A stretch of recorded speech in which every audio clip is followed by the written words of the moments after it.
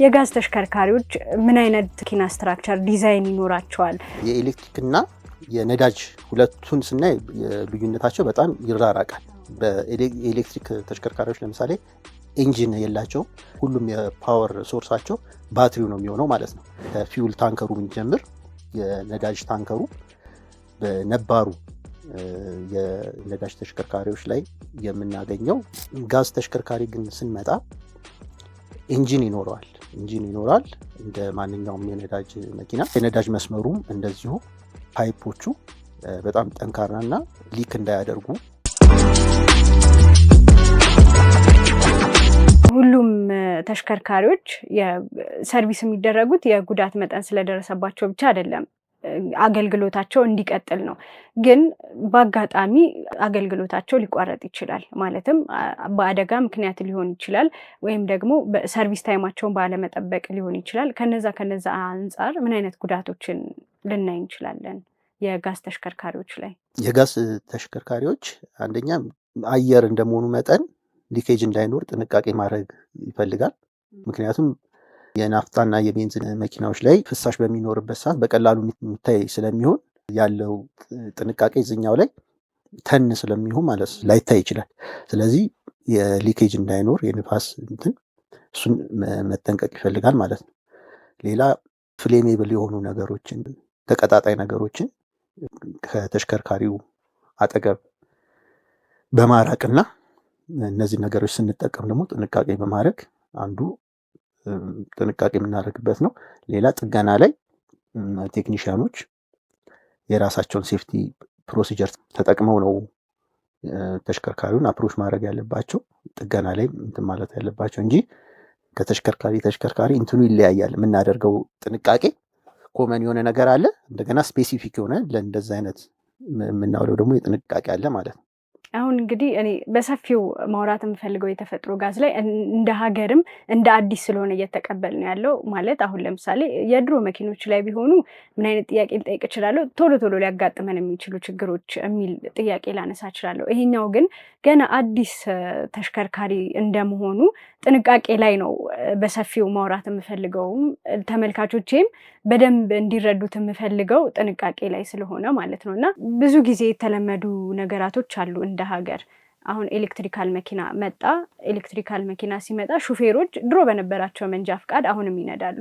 ሃይብሪድም ሲመጣ ድሮ በነበራቸው መንጃ ፍቃድ ይነዳሉ። አሁንም ደግሞ የጋዝ ተሽከርካሪ እየመጣ ነው። አሁንም ድሮ በነበራቸው መንጃ ፍቃድ መንዳታቸውን ይቀጥላሉ ማለት ነው።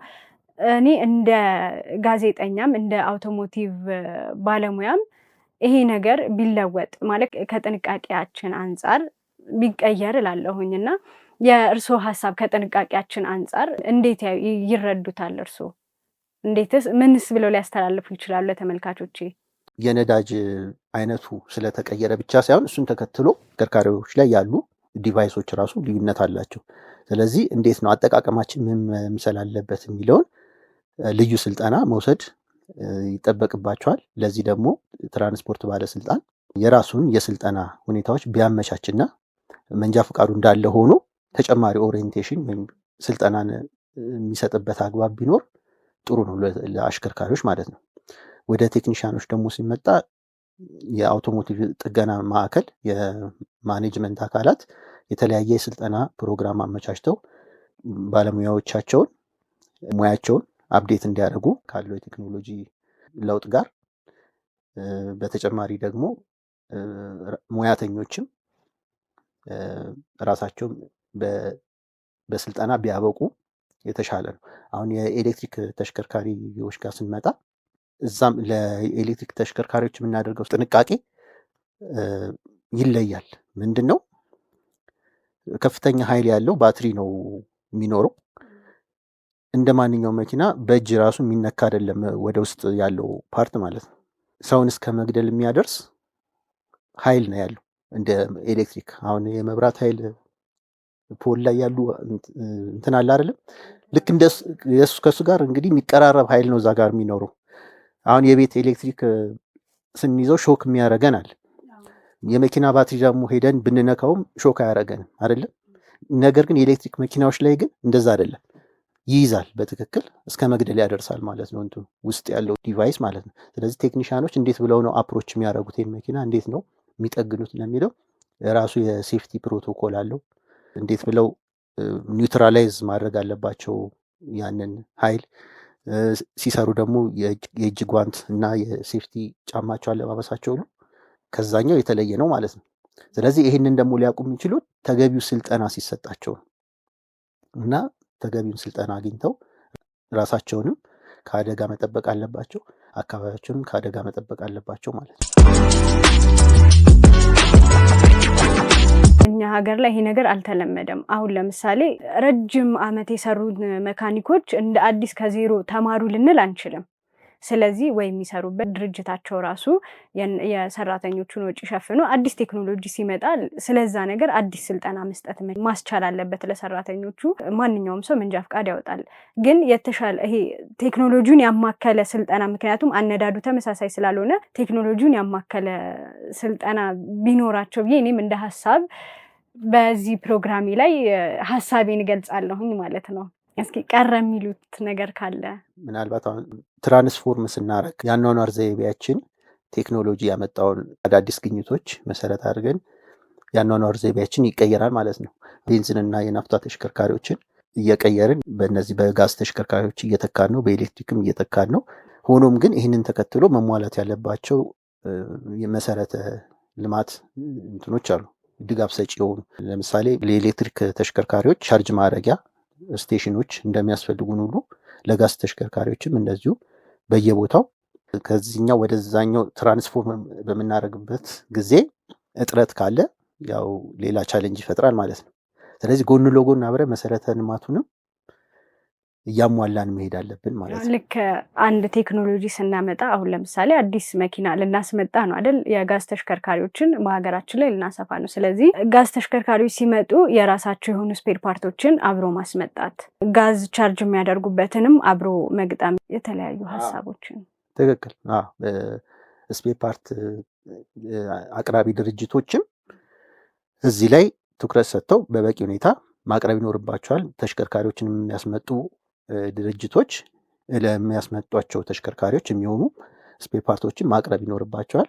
መንግስትም ያው የተወሰነ እገዛ እንደሚያደርግ ቃል ገብቷል፣ ታክስን ከመቀነስ ጀምሮ።